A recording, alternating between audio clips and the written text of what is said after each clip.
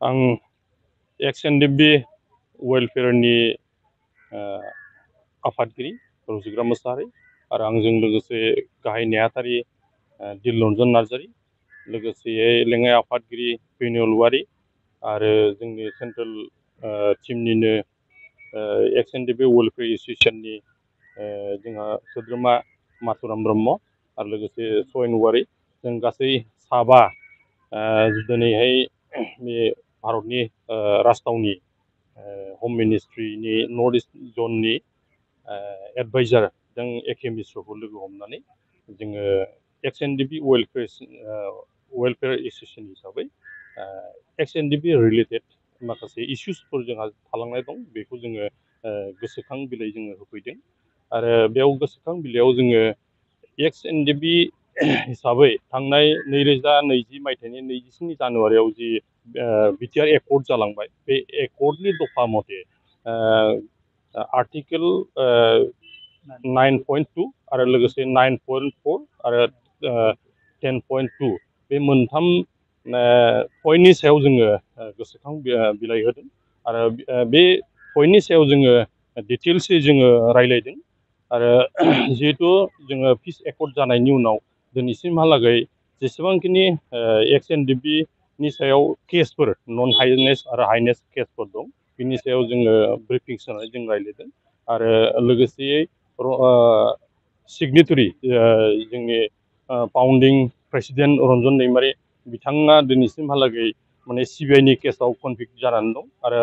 बिनि हियारिंआ दा माने फैगौ 20 नभेम्बराव जानो थांगासिनो दं। दा बिनि सायावबो जोङो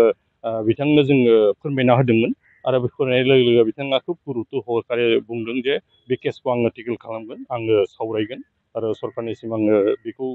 होगोन आरो आंनि तरफनिफ्राय जेसेबां हायो आं बेखौ मावफुंना होनो थाखाय बिथाङा जोंनो खोथा होदों आरो लोगोसे जेसेबांखिनि जोंहा माने सिबिआइ बा एनआइए केसाव जायफ्रा दिनैहाय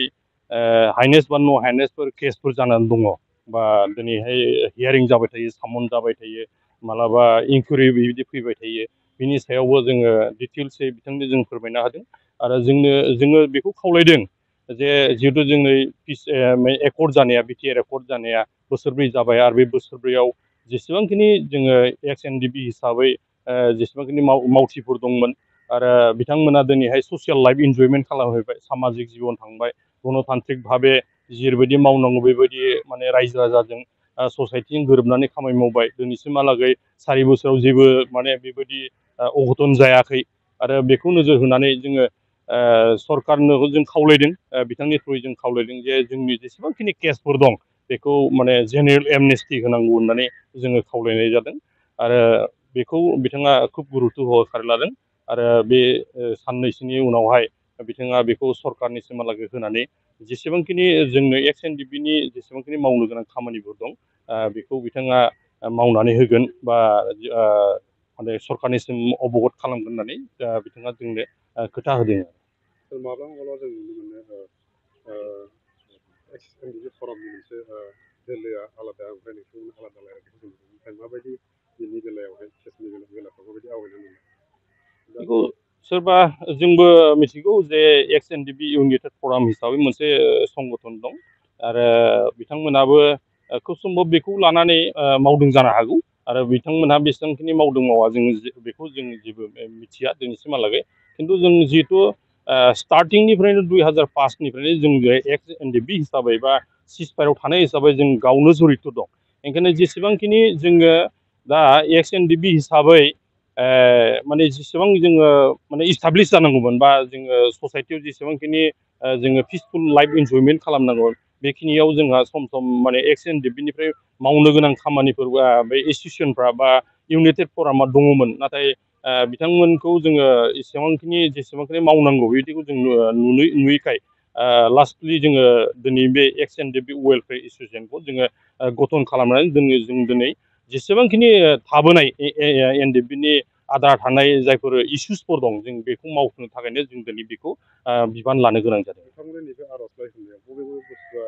सरकारनि रायलायनायजों मा होनो पजिटिभ जानो हागौ सार दिनैनि गोसोखांनाय होनाय? बे गोसोखांलाय होनायावथ' बे 9.2 9.4 आरो 10.2 आव जिथु लिरनाय दङ जे जेनेबा धर दा जोंखौ रिहेबिलिटेसन होनांगौ दा रिहेबिलिटेसन होनायनि खेथ्रआव जोंनो जेसेबांखिनि सरकार तरफनिफ्राय जेसेबांखिनि सुबिदाफोर होनांगौ जेनेबा एक्सक्रिसियाजों लोगोसे जोंखौ जेसेबांखिनि होनांगौ आरो ससाइटियाव जों जेरखम माने सिभिल लाइफ जेफोरखौ इन्जयमेन्ट खालामनांगौ बेयाव माखासे गभर्नमेन्ट तरफनिफ्राय जोंनो जिबायदि माने सहाय नांगौ बेखिनिखौ मोनगोन आरो बेखौ होगोन आरो मावफुंना होगोन होननाय जिथु खोथा होदों आरो बेजों लोगोसे दा जोंनि माने बे बड'लेण्ड एलेकायाव बा आसामाव जि माने धर माने बे माबा होनांगौ साख्रि बाख्रियाव थिसननांगौ एक्स एन डि बेखौ माने दिनै आसाम पुलिसाव माने 2% जेनेबा माबा होदों बेखौबो जोङो डिजिपि बिथांजों रायज्लायदों बिथाङा खोथा होदों जे बेखौ मावफुंना होगोन होननानै आरो दा टेरिटरियेल आर्मिनि थाखाय दिनै जि रिलिज जाबाय थादों जों तरफनिफ्राय बेखौ अर्गेनाइज खालामदों आरो बे साननैसोनि गेजेरावनो जों माने पाब्लिकलि माने जों फोसावनो हादों आरो एक्स एन डि बि हिसाबै जों फोरमायना हरदों जायफोरा दिनै बैसो दङ क्वालिफिकेसन दं बा माने पारामिलिटारियानो जा बा टेरिटरियेल आर्मियानो जा बा फुल आर्मियानो जा जेराव मावनो गोसो बिथांमोना बेवहाय फिजिकेलि माखासे बेयाव एगजामफोर जायो दा बे एगजामफोरखौ पास खालामखांनायनि उनावहाय बा सोरबाया माने बैसोआ दंबावो दिनैसिम मावनो थाखाय गोसो दं बिथांमोनखौ जोङो जोंनि थ्रुयै बा माने एक्स एन डि बि वेलफेयार एस'सियेसननि थ्रुयै बिथांमोनहा माने जगाजग खालामनानै बेखौ मावफुंनो हागोन बेखिनिखौ जोंनो जिहेथु सरकारा दिनै खोथा होबाय ओंखायनो बिथांमोनखौ जों आसा खालामदों जायफ्रा दिनै बेखौ मावनो थाखाय माने गोसो दङ बिथांमोनखौ जोङो खावलायदों जे एक्स एन डि बि नि जेसेबांखिनि सोद्रोमाफोर दं एक्स एन डि बि वेलफेयार एस'सियेसन दं बिथांमोना जगाजग जायोबा निस्सय बेयावहाय माने सहाय जागोन आरो